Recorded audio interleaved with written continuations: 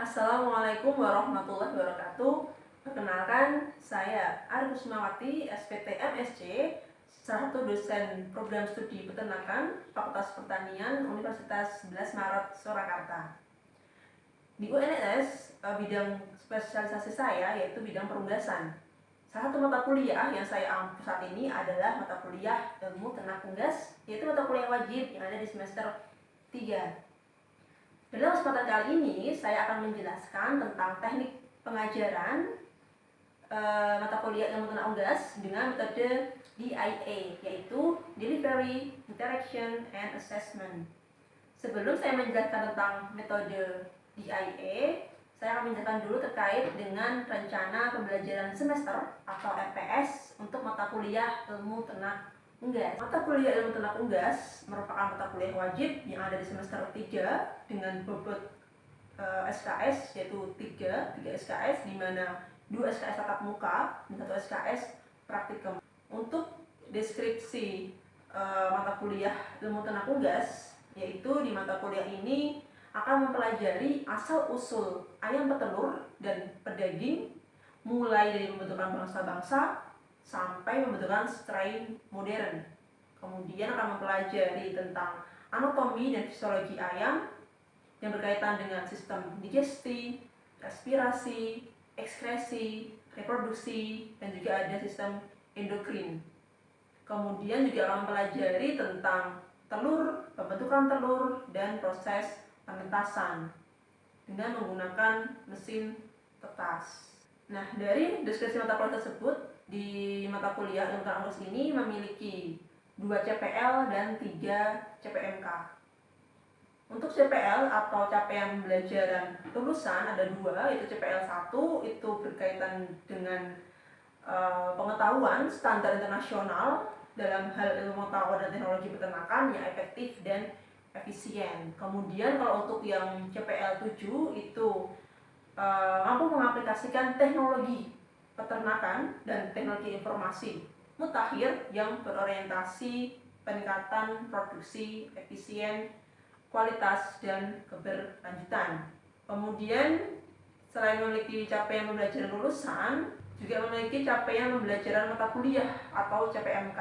Nah, di mata kuliah Ilmu Ternak Unggas atau ITU ini ada 3 CPMK yang ada hubungannya dengan CPL 2 tadi. Untuk CPMK-nya, yang pertama itu adalah mahasiswa mampu menjelaskan tentang asal-usul ayam petelur dan pedaging, mulai dari pembentukan bangsa-bangsa sampai ke strain modern, itu hubungannya dengan CPL 1. Kemudian CPMK yang kedua adalah mahasiswa mampu menjelaskan anatomi dan fisiologi pada ayam, kaitannya dengan sistem digesti, respirasi, endokrin, itu katanya dengan CPL 1. Kemudian yang terakhir adalah CPMK 3, itu adalah mahasiswa mampu mengoperasikan mesin tetas, kemudian mengetahui proses penetasan dan perkembangan embrio, kemudian juga evaluasi hasil dari penetasan. Ini kaitannya dengan CPL 7. Kemudian di mata kuliah Ilmu Ternak Unggas itu juga memiliki beberapa topik bahasan yang akan dipelajari selama 1 semester, yaitu sebanyak 14 kali tatap muka dengan 2 kali ujian, yaitu ujian tengah semester dan ujian akhir semester. Jadi totalnya ada 16 kali tatap muka. Nah, di 14 kali tatap muka itu ada beberapa topik yang akan dipelajari. Yang pertama, topik pertama yaitu tentang sejarah domestikasi perunggasan, klasifikasi standar ayam yang meliputi kelas, bangsa, kemudian yang pembentukan strain. Nah, di topik yang kedua itu ada tentang tata nama organ eksterior, kerangka, otot, dan sistem tubuh. Kemudian untuk topik yang ketiga itu ada sistem digesti atau sistem pencernaan, sistem respirasi, sistem ekskresi, sistem reproduksi, dan juga sistem endokrin. Kemudian di topik selanjutnya itu ada pembahasan tentang telur, baik struktur telur, komposisi bentuk telur, kemudian juga ada anomali telur, kemudian prinsip-prinsip penetasan, dan macam-macam dari inkubator. Topik selanjutnya adalah tentang pengaturan temperatur dan kelembaban udara. serta pengaturan aerasi udara dan juga pemutaran telur dan candling. Kemudian yang topik terakhir adalah tentang perkembangan embrio dan penanganan DOC setelah telur menetas. Kemudian faktor apa saja yang mempengaruhi dari tetas, dan yang terakhir adalah evaluasi hasil penetasan. Kemudian selanjutnya kita akan menjelaskan tentang metode DIA, yaitu Delivery, Interaction, and Assessment. Di mata kuliah ITU ini untuk metode delivery itu adalah bagaimana kita menyampaikan materi ke mahasiswa. Untuk acuan materi yang akan disampaikan itu kita menggunakan textbook. Beberapa textbook buku teks yang kita gunakan adalah seperti dari Yuanta tentang telur dan kualitas telur, kemudian dari Austic dan Esaim tentang poultry production, kemudian dari North, kemudian juga ada dari Sanawi. Kemudian selain dari textbook juga ada jurnal, baik jurnal internasional maupun jurnal nasional, dan juga ada beberapa video. Kemudian untuk metode delivery ini, untuk materi yang kita berikan itu mahasiswa dapat mendownloadnya di Spada. Kemudian untuk presensi atau daftar hadirnya kita menggunakan OCW. Kemudian sistem akademiknya juga ada, kita menggunakan Syakat untuk mengecek nilai dan sebagainya. Kemudian untuk pembelajaran secara daring ini kita juga bisa menggunakan Zoom ataupun juga Spada juga ada. Kemudian untuk kuis, ujian juga kita bisa menggunakan Google Form atau Google Classroom. Kemudian metode yang kedua adalah interaction. Di metode interaction ini bagaimana dosen menyampaikan materi dengan interaksi dengan mahasiswa. Jadi selama perkuliahan kita ada komunikasi dua arah antara dosen dan mahasiswa. Jadi di tengah-tengah penyampaian materi nanti mahasiswa bisa bertanya, ataupun kita dosen juga bisa bertanya ke mahasiswa, dan di akhir materi juga kita bisa saling diskusi, tanya jawab seperti itu, dan juga nanti ada review materi. Yang ketiga adalah assessment. Assessment adalah penilaian. Untuk mata kuliah ITU ini sebelum perkuliahan dimulai itu ada kontrak perkuliahan. Di kontrak perkuliahan itu dilakukan di awal semester agar mahasiswa mengetahui apa saja topik yang akan disampaikan, bagaimana penilaian yang akan diberikan. Itu sudah ada di kontrak perkuliahan, adalah persentasenya. Nah, untuk mata kuliah ITU ini ada 3 basis penilaian. Untuk basis penilaian pertama adalah aktivitas partisipatif. Itu dihitung sebagai case method. Jadi nanti kita ada setiap beberapa pertemuan itu ada studi kasus terkait isu-isu yang akan dibicarakan. Kemudian basis yang kedua adalah hasil proyek. Itu dihitung sebagai project based learning. Kita juga ada penugasan pembuatan project yang dikerjakan baik individu maupun kelompok. Salah satunya dengan pembuatan mesin tetas. Dan yang terakhir adalah kognitif atau pengetahuan. Itu memiliki beberapa komponen, yaitu tugas, kuis, UTS maupun UAS. Itu persentasenya sudah kita sampaikan ketika kontrak perkuliahan. Selanjutnya kita akan sampaikan cuplikan salah satu pertemuan dari perkuliahan Ilmu Unggas yang dilaksanakan secara daring menggunakan Zoom Cloud Meeting. Oke, kita mulai ya. Bismillahirrahmanirrahim. Assalamualaikum warahmatullahi wabarakatuh. Waalaikumsalam warahmatullahi wabarakatuh. Oke, bagaimana kabarnya teman-teman semua? Baik Bu, alhamdulillah Bu. Alhamdulillah ya, semoga semuanya dalam kondisi yang sehat ya. Oke, kita lanjutkan materi kita pada hari ini. Kita lanjutkan dari pekan sebelumnya, sudah kalian pelajari terkait pembagian unggas, kategori dalam perunggasan, kemudian juga ada nanti kita akan mempelajari tentang telur, penetasan, dan sebagainya. Nah, dalam kesempatan kali ini kita akan mempelajari tentang biologi unggas dan sistem pencernaan. Nah, ini juga mungkin pernah kalian dapatkan di biologi ya, di mata kuliah biologi juga pernah disinggung terkait dengan biologi unggas ini. Oke, langsung saja. Nanti silakan yang belum presensi bisa presensi dulu di OJW, kemudian materi juga bisa kalian dapatkan di Spada. Nanti kalian bisa download di Spada. Belum masuk ke materi sistem pencernaan, kita mulai dulu dengan apa itu biologi unggas, kaitannya dengan bagaimana unggas itu seperti apa bedanya dengan mamalia. Nah, biologi unggas itu mempelajari tentang apa? Itu tentang fungsi dan sistem organ pada unggas, yaitu meliputi organ-organ bagian luar, kemudian ada sistem kerangka, ada otot, kemudian ada sistem pernafasan, sirkulasi darah, digesti, ekskresi, dan sebagainya. Nah, dalam kesempatan kali ini kita akan mempelajari lebih ke sistem digesti, bagaimana sistem pencernaan pada unggas. Nah, yang kalian ketahui, apa bedanya unggas sama mamalia, sama ruminasia? Tahu nggak? Bedanya apa unggas sama mamalia? Bagian lambungnya, Bu. Lambungnya kenapa? Di unggas 1, kalau di ruminansia banyak. Oke, di unggas lambungnya 1, ruminasia belambung jamak. Oke, betul. Ada yang lain? Bedanya unggas sama mamalia, sama ruminansia. Unggas bertelur, Bu. Kalau mamalia beranak. Unggas bertelur. Oke, mamalia beranak. Oke, sebenarnya apa sih bedanya antara unggas dengan mamalia? Sebelum masuk ke sana, kita lihat dulu sebenarnya kelebihan-kelebihan dari unggas. Karakteristik sifat istimewanya unggas. Kenapa unggas itu begitu istimewa dibandingkan dengan mamalia? Ada beberapa kelebihan-kelebihan unggas dibandingkan mamalia.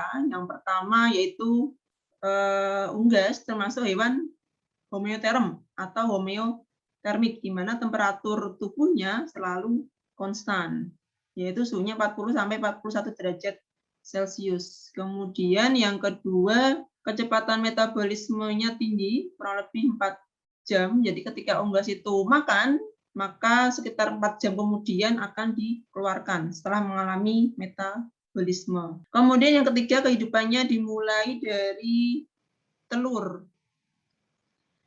Karena dimulai dari telur, maka embrio berkembang di luar tubuh induk, sehingga induk tidak mampu membantu dalam memberikan tambahan makanan bagi embrionya.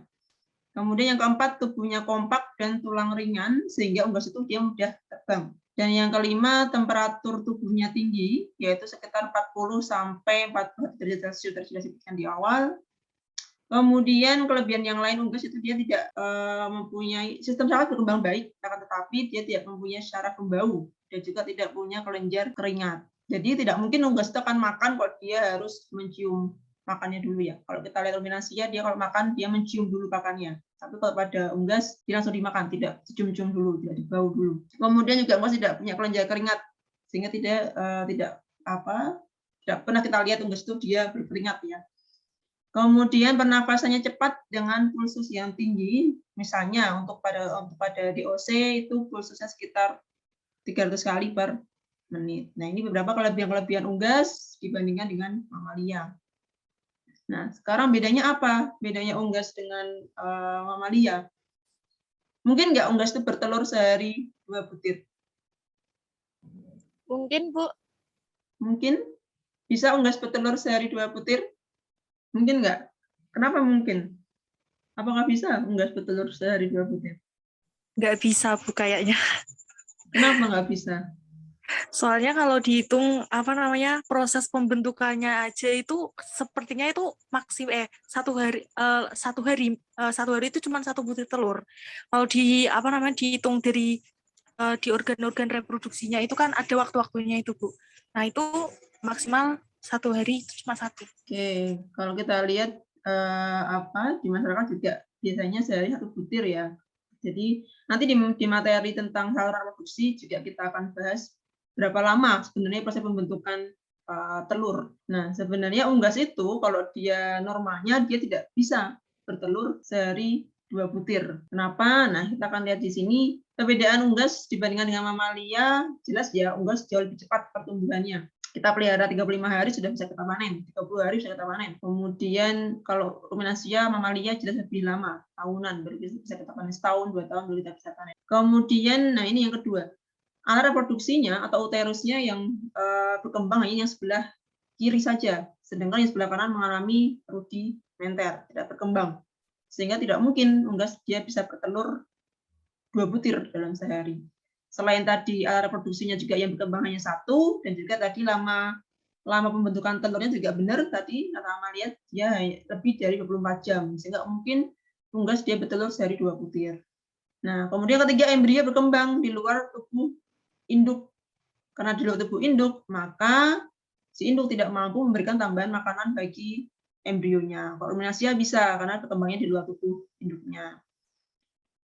Kemudian yang keempat, induk tidak berperan dalam pertumbuhan embrio tadi ya, karena berkembangnya di luar tubuh. Nah, unggas dia punya siklus estrus enggak? Enggak, Unggas Bu. tidak punya. Oke, jadi bedanya unggas sama mamalia, kalau unggas dia tidak memiliki siklus estrus dan dia tidak dapat double ovulasi. Makanya juga tidak mungkin unggas bertelur dari 2 butir karena dia tidak mungkin double ovulasi. Setelah telur keluar dari tubuh si ayam, maka 30 menit kemudian baru bisa terjadi ovulasi kembali.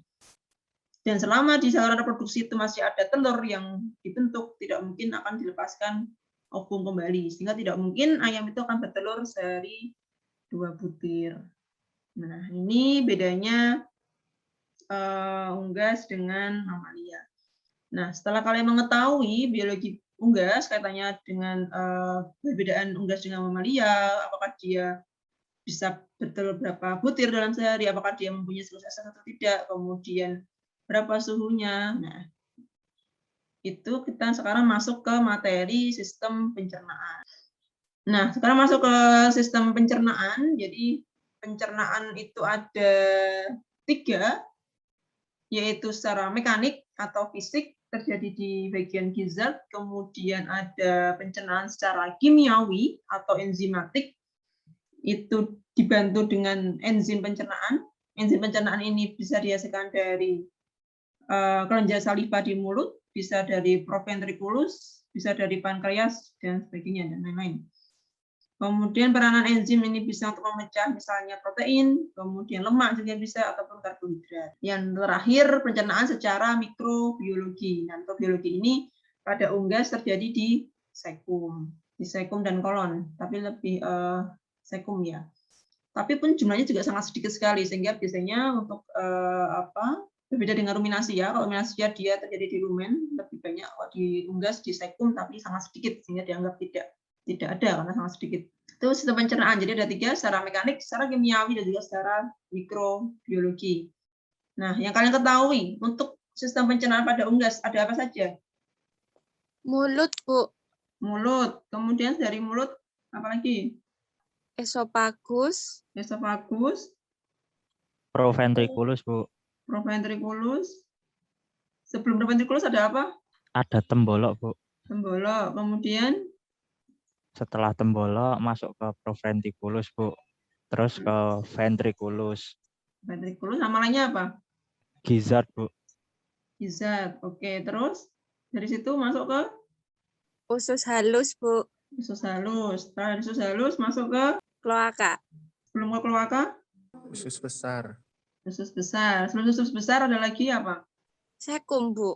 Sekum. Oke, jadi untuk urutan sistem pencernaan pada unggas itu ada dari mulut ya, dari mulut, kemudian melalui esofagus, kemudian ke tembolok atau crop, kemudian ke proventriculus, kemudian gizzard, masuk ke usus halus, kemudian ada di sini ada sekum, kemudian ada kolon besar, kemudian ada kloaka. Unggas punya gigi enggak?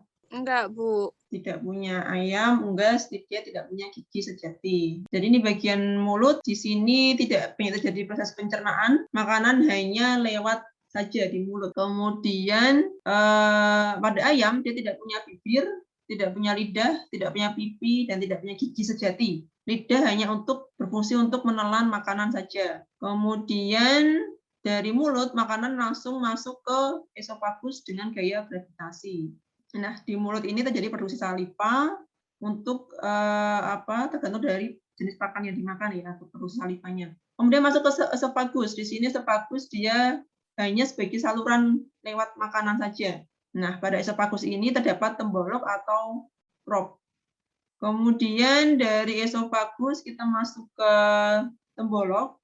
Ini adalah modifikasi dari esofagus. Fungsinya apa? Yaitu dia untuk menyimpan makanan sementara. Kapasitasnya dia bisa menampung kurang lebih sekitar 250 gram. Nah, istimewanya kalau pada unggas yaitu pada merpati ya, itu dia bisa menghasilkan susu tembolok. Nah, nanti kalau kalian mengambil mata kuliah aneka ternak sudah Nah, ada materi tentang merpati itu dipelajari terkait susu tembolok itu dihasilkan pada merpati, temboloknya pada merpati. Kemudian dari sini masuk ke proventriculus atau perut kelenjar atau perut sejati. Di sini ada sekresi pepsinogen dan HCl yang berfungsi untuk mencerna protein. Kemudian masuk ke gizat. Nah, ini tadi pencernaan secara mekanik ya di gizat. Disebut juga dengan empedal atau perut muskuler. Ini kepanjangan dari proventriculus. Fungsinya apa? Yaitu dia untuk memecah atau melumatkan pakan secara mekanis dan mencampurnya dengan air sehingga bentuknya nanti menjadi seperti pasta. Dan di gizat ini pencernaannya secara mekanik dibantu dengan grid, batuan-batuan kecil.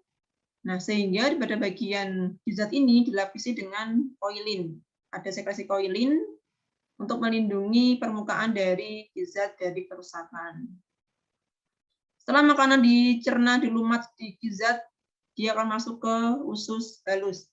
Di sini yang ada 3 bagian usus halus, ada duodenum, ada jejunum, dan ada ileum. Nah, di duodenum ini, itu di tengahnya ada apa? Pankreas, Bu.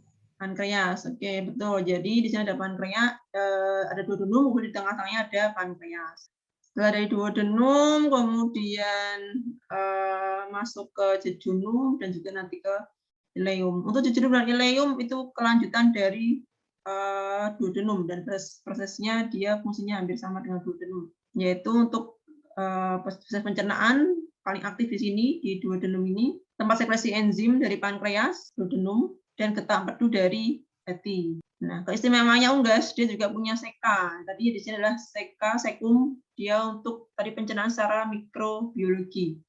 Nah, di seka ini nutrien tidak tercerna, yang tidak tercerna akan mengalami dekomposisi oleh mikrobia, dan jumlah penyerapannya juga sangat kecil.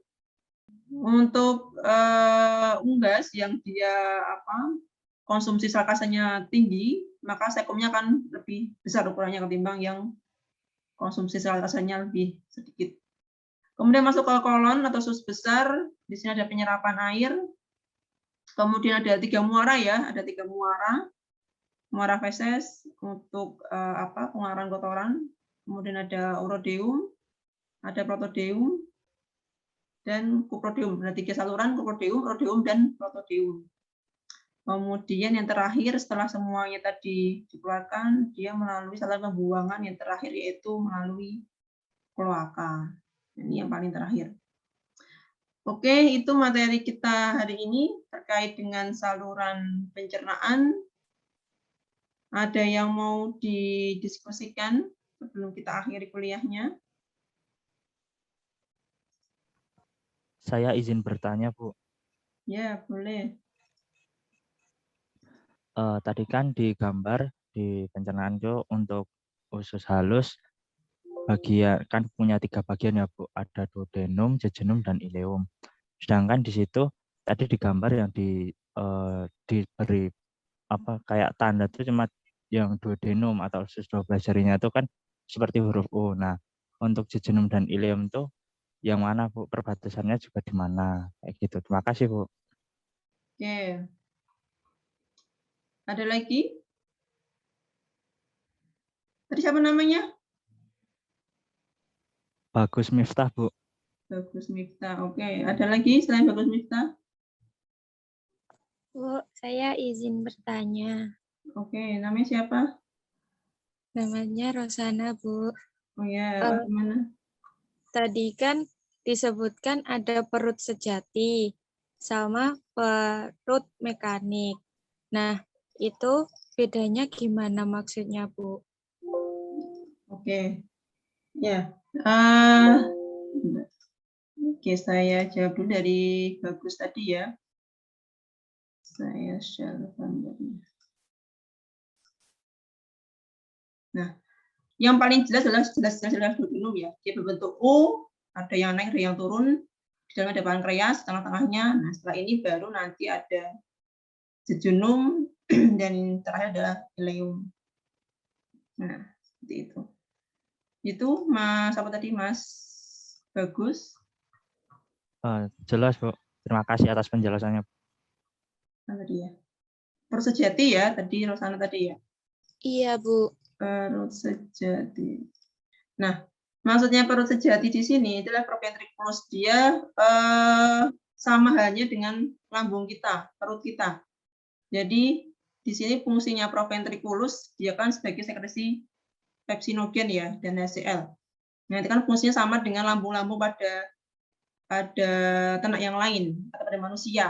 Makanya dinamanya perut sejati. Memang kalau tadi di unggas ada berbagai macam, ada proventriculus, ada ventriculus. Nah, yang namanya perutnya yang asli itu ya ini perut sejati ini, si proventriculus itu, karena dia fungsinya sama seperti lambung kita, sama seperti pada lambung ternak yang lainnya, sehingga makanya dia disebut dengan perut sejati. Kemudian tadi apa? Yang kedua ada perut muskuler ya.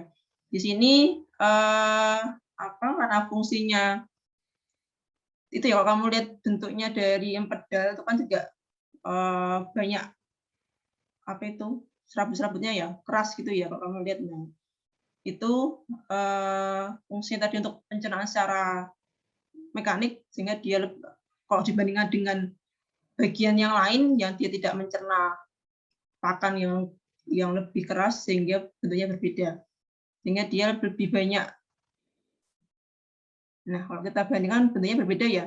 Kalau yang giza itu karena dia untuk mencerna secara mekanik, sehingga dia bekerja terus, semakin banyak pakan yang masuk yang dia cerna, dia akan semakin kencang, semakin kuat gitu ya. Dibandingkan yang dia masih belum bisa mencerna dengan baik.